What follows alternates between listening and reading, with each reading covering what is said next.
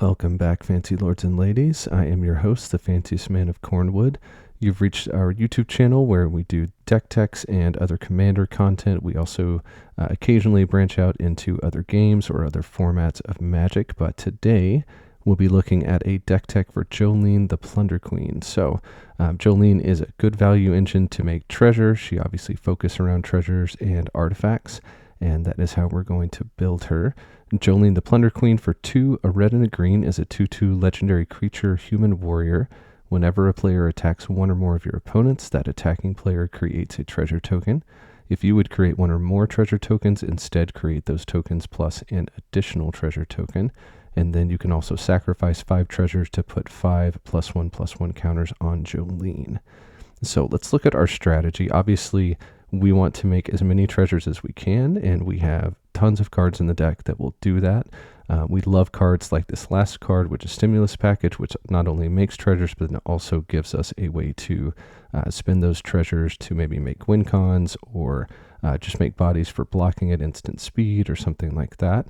But then we also have other ways in the deck to deal a bunch of damage to our opponents, and also to benefit from them having artifacts as well, like the Cavern Horde Dragon here. Generous Plunderer gives us a way to also punish opponents for all the artifacts they have, in addition to hopefully making some treasure tokens as well. All right, our first strategy is going to be growing the Horde. So this is how we make a bunch of treasure tokens, and in the case of our first card here, Academy Manufacturer, we also can make other tokens. And that's because a lot of our cards that are going to help us deal damage to our opponents and spread that around care about all artifacts that come under our control, not just treasure tokens themselves. But Academy Manufacturer for 3 generic mana is a 1/3 artifact creature. It's also an assembly worker. If you would create a clue, food, or treasure token, instead create 1 of each. So obviously this is brilliant with Jolene out, because we will actually be making 4 tokens every time we would create 1 of those types of tokens. And that will trigger all of our artifact ETB cards 4 times. And that can actually lead to a pretty quick amount of lethal damage for opponents, especially if they happen to be at a low life total or something like that. Next, we have Ancient Copper Dragon for 4 and 2 red. This is a 6/5 creature Elder Dragon with flying, and whenever this deals combat damage to a player, we roll a d20, and then we create a number of treasure tokens equal to the result. So obviously a lot of variance involved there, but if nothing else, it's also a 6/5 beater, and we will be making treasure and ramping into whatever we need to ramp into. Next, we have Big Scorer for 3 generic and a red. This is an instant. As an additional cost to cast this spell, discard a card, and then we draw 2 cards and create 2 treasure tokens. So a great way to filter through our deck and get treasure tokens as well as some card draw. Last, we have Old Gnawbone for 5 generic and 2 green. This is a 7/7 legendary creature dragon with flying, and whenever a creature we control deals combat damage to a player, create that many treasure tokens. So obviously if Old Gnawbone can get in with haste or get in for damage, that's 7 treasure right there. But then we also have other beaters like Ancient Copper Dragon and some other creatures that will be getting in for combat damage. All right, next let's look at Treasure Amplified. So we want as many ways to make treasure. We also want some ways to use our treasure that are going to give it extra benefits for being sacrificed and things like that. So first we'll look at Alchemist Talent for 3 generic and a red. This is an enchantment class, so when it comes in, it will be at level 1, which is the default, and then as we pay mana cost, we're going to be upgrading it to its other levels, and it goes up to level 3. At level 1, when it enters, it will create 2 tap treasure tokens. Pretty good baseline for our deck, especially with Jolene and some of these other treasure enablers out. For 1 generic and a red, we can upgrade it to level 2, and that gives us treasures you control have tap, sacrifice this artifact, add 2 mana of any one color, so it just makes our treasures twice as effective. For 4 generic and a red, we can upgrade it to level 3.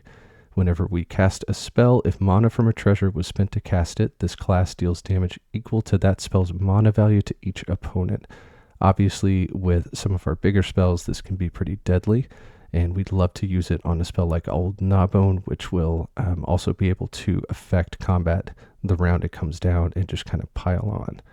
All right, next we have Crime Novelist for 2 generic and a red. It's a 1/3 creature Goblin Bard, which is a pretty cool creature type if nothing else, but it also has, whenever you sacrifice an artifact, put a +1/+1 counter on Crime Novelist and add a red mana. So just a great way to benefit and again get double mana from those treasures that we're sacrificing. All right, we have Goldspan Dragon next for 3 generic and 2 red. It's a 4/4 flying haste creature, dragon. And whenever Goldspan Dragon attacks or becomes a target of a spell, create a treasure token.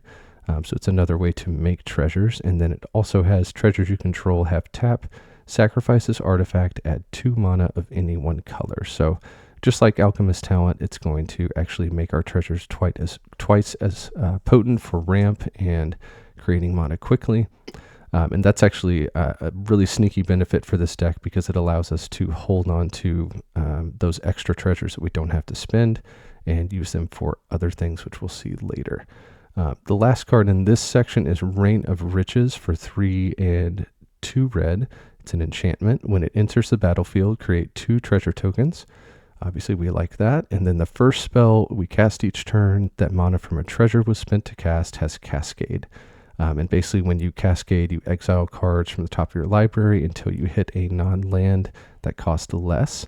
And then the spell you're casting, and then you can pay that without casting its mana, or without paying its mana cost. You can cast it, and you put the rest of those exiled cards on the bottom of your library in a random order. So just a way to double up on spells. And again, with Ancient Copper Dragon, some of these bigger spells, it's a great way to get some extra value.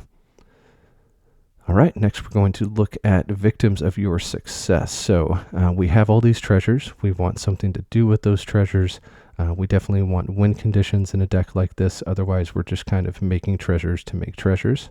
Our first thing that we're going to look at is not necessarily a fast win con, but it is one that will be incremental over time and hopefully help keep us a little bit under the radar, not be seen as a big threat, even though we're chipping away at our opponents pretty consistently. That's Emerald Gear Smasher for 2 generic and a red. It's a 2/3 creature human warrior.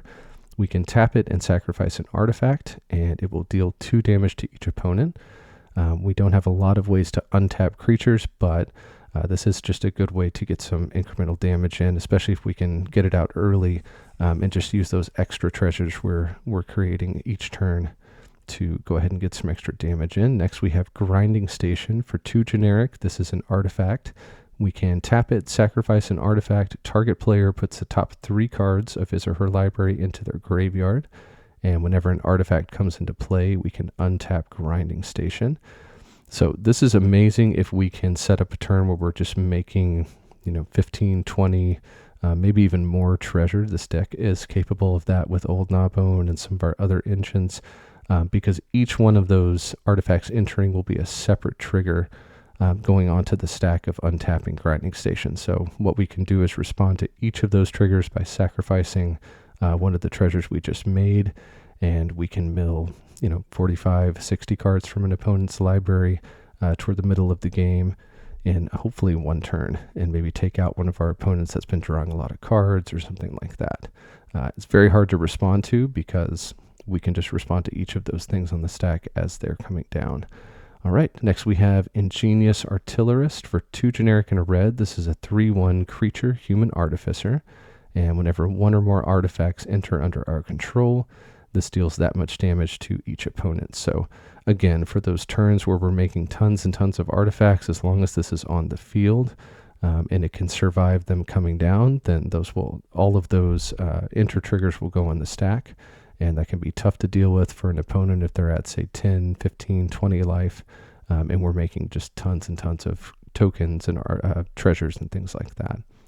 And last, we have Reckless Fireweaver for 1 generic and a red. This is a 1/3 creature human artificer, and whenever an artifact enters under our control, it deals 1 damage to each opponent. So this is sort of like Ingenious Artillerist, except it's going to look at each individual artifact and put that on the stack. And I was wrong about Ingenious. That's going to be one trigger that goes on the stack for all of those artifacts as they come in as a group. So Reckless Fireweaver will be a lot of separate triggers, but they do kind of serve the same function of just letting us go off and having big turns where we drop tons and tons of artifacts and hopefully just burn out our opponents that way. All right, so that is the deck for this week. I hope that's short and to the point for you guys. Again, I think this is a deck that we will be able to expand in the future because we're just going to get more cards that deal with treasures. There's usually more cards coming out dealing with artifacts. So if you enjoy the video, please feel free to give us a thumbs up at the bottom of the screen. Feel free to subscribe to the channel. It definitely helps me out. And either way, thank you so much for stopping by and keep playing Commander.